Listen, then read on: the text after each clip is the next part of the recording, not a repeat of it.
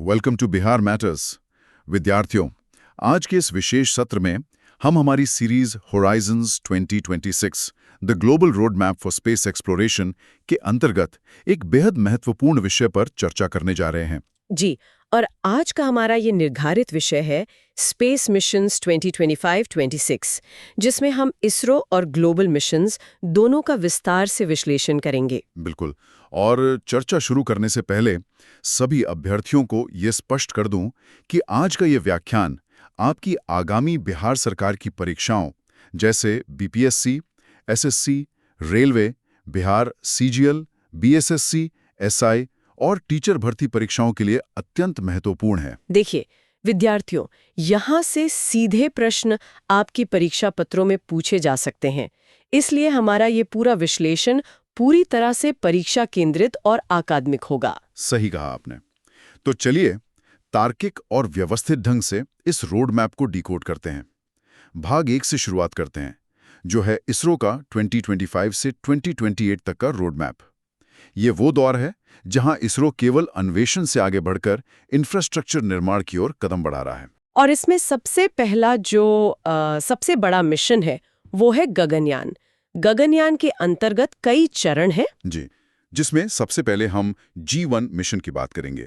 स्रोतों के अनुसार इसे मार्च 2026 के लिए निर्धारित किया गया है। बिल्कुल, और परीक्षार्थियों को ये ध्यान रखना है कि ये G1 मिशन एक अनक्रूड मिशन है। अनक्रूड मतलब इसमें कोई मानव अंतरिक्ष यात्री नहीं जाएगा। तो मानव की जगह कौन जाएगा?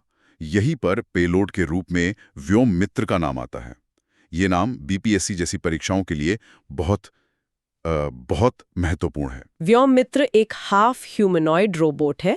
हाफ ह्यूमनॉइड से हमारा तात्पर्य है कि यह महिला जैसी दिखने वाली एक रोबोट है जो अंतरिक्ष में मानव कार्यों की बिल्कुल सटीक नकल करेगी। और ऐसा करना अनिवार्य है क्योंकि असली मानव उड़ान से पहले हमें अपने सिस्टम्स की जांच करनी होती है। G1 मिशन का मुख्य उद्देश्य ही HLVM-3 यानी ह्यूमन रेटेड LVM-3 रॉकेट की जांच करना है। जी, इसके अलावा इस मिशन में ऑर्बिटल मॉड्यूल और सबसे महत्वपूर्ण री एंट्री और रिकवरी सिस्टम का भी परीक्षण किया जाएगा। री एंट्री सिस्टम की सफलता ही यह तय करेगी कि हमारे अंतरिक्ष यात्री सुरक्षित पृथ्वी पर वापस लौट सकें। इसी क्रम में एक और बहुत बड़ा माइलस्टोन है जो 2025 के अंत में पूरा हुआ है। मैं बात कर रहा हूं एक्सियोम 4 या AX4 मिशन की। ये एक बहुत ही शानदार बिंदु है। AX4 मिशन गगनयान की पूर्व तैयारी का एक अहम हिस्सा है। इस मिशन के तहत गगनयात्री Shubhanshu Shukla international space station गए थे। और ये नाम अभ्यर्थियों को कंठस्थ होना चाहिए, शुभांशु शुक्ला। बिल्कुल, और सिर्फ उनका नाम ही नहीं बल्कि उनका कार्य भी। उन्होंने वहां 7 माइक्रोग्रेविटी प्रयोग किए। जी, 7 माइक्रोग्रेविटी प्रयोग। इन प्रयोगों का डेटा सीधे तौर पर गगनयान के अंतिम चरण में हमारी मदद करेगा, और वो अंतिम चरण है H1 मिशन। H1 मिशन का लक्ष्य 2027 निर्धारित किया गया है। और विद्यार्थियों, यही वो मिशन है जो क्रू के साथ लॉन्च होगा, यानी इसमें हमारे अंतरिक्ष यात्री उड़ान भरेंगे। तो गगनयान के इन तीनों चरणों G1, AX4 और H1 को समझने के बाद अब हम इसरो के चंद्र अन्वेषण की ओर बढ़ते हैं।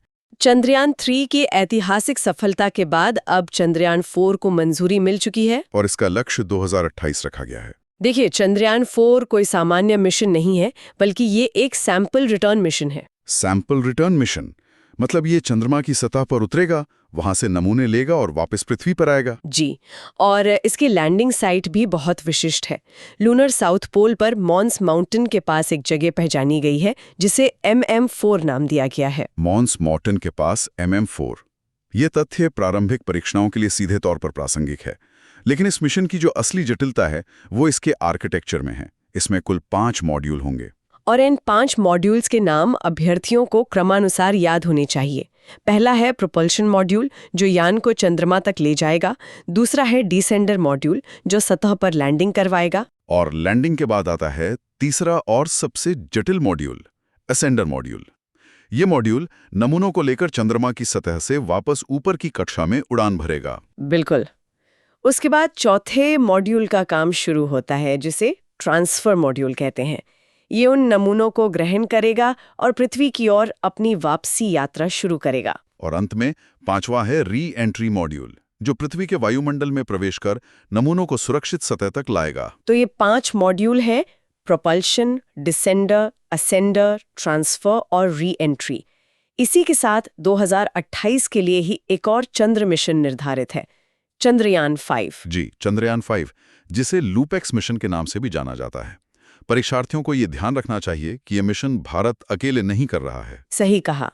ये जापान की अंतरिक्ष एजेंसी JXAX के साथ एक संयुक्त मिशन है। अब चंद्रमा से आगे बढ़कर अगर हम अंतर्ग्रहीय मिशनों की बात करें तो शुक्र ग्रह के लिए भी इसरो ने अपनी कमर कस ली है। हम शुक्रयान 1 की बात कर रहे हैं। इसे 2025-26 में वीनस ऑर्बिटर मिशन या VOM के रूप में औपचारिक रूप से संगठित किया गया है। और इसके प्रक्षेपण के लिए 2028 से 2031 के बीच की अवधि निर्धारित की गई है। इसके लिए LVM-3 लॉन्च व्हीकल का प्रयोग किया जाएगा।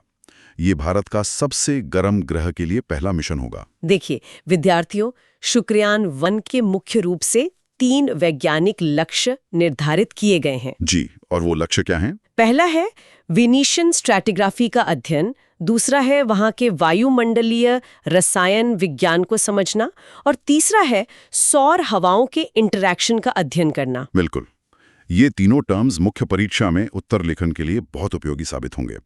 अब इन सभी भारी भरकम मिशनों को सफल बनाने के लिए इसरो को नए बुनियादी ढांचे की भी आवश्यकता है। सही बात है, और 2025-26 के रोड मैप में इंफ्रास्ट्रक्चर पर विशेष जोर दिया गया है। इसका सबसे बड़ा उदाहरण है श्रीहरिकोटा में तीसरे लॉन्च पैड के लिए मिली वित्तीय मंजूरी। और ये तीसरा लॉन्च पैड विशेष रूप से NGLV के लिए बनाया जा रहा है। NGLV यानी नेक्स्ट जनरेशन लॉन्च व्हीकल। भविष्य के जो भारी मिशन होंगे वे इसी रॉकेट से जाएंगे। इसी के साथ एक और नई लॉन्च साइट विकसित की जा रही है। तमिलनाडु के कुलसेकर-पट्टिनम में एक समर्पित SSLV लॉन्च साइट स्थापित की जा रही है। कुलसेकर-पट्टिनम का नाम अभ्यर्थियों को अच्छे से याद रखना है। यह साइट केवल छोटे उपग्रहों यानी SSLV के लॉन्च के लिए समर्पित होगी। और इंफ्रास्ट्रक्चर का मतलब सिर्फ लॉन्च पैड नहीं होता। अंतरिक्ष यानों के भीतर लगने वाले हार्डवेयर में भी इसरो आत्मनिर्भर हो रहा है। जी बिल्कुल। स्पेस एप्लीकेशन के लिए इसरो ने स्वदेशी प्रोसेसर को योग्य घोषित किया है। इनके नाम बहुत महत्वपूर्ण हैं। पहला है विक्रम 3201, जो कि एक 32 बिट प्रोसेसर है, और दूसरा है कैल्पाना 32, जो स्पार्क आर्किटेक्चर पर आधारित है। परीक्षाओं में सीधे पूछा जा सकता है कि विक्रम 3201 और कैल्पाना 32 क्या हैं, तो उत्तर होगा ये स्वदेशी स्पेस प्रोसेसर हैं। बिल्कुल स्पष्ट। अब इसरो की रूपरेखा समझने के बाद हम इस व्याख्यान के भाग 2 की ओर बढ़ते हैं, जहां हम ग्लोबल स्पेस मिशंस और अंतरिक्ष की नई दौड़ का विश्लेषण करेंगे। ग्लोबल स्तर पर जब हम बात करते हैं तो सबसे पहला नाम आता है नासा के आर्टेमिस प्रोग्राम का। आर्टेमिस प्रोग्राम के तहत आर्टेमिस 2 मिशन मार्च 2026 के लिए लक्षित है। ये बहुत ही ऐतिहासिक मिशन है क्योंकि 1972 के अपोलो 17 के बाद पहली बार इंसान चंद्रमा की कक्षा में जाएंगे। जी, लेकिन विद्यार्थियों को यह ध्यान रखना है कि आर्टेमिस 2 एक फ्लाई बाय मिशन है।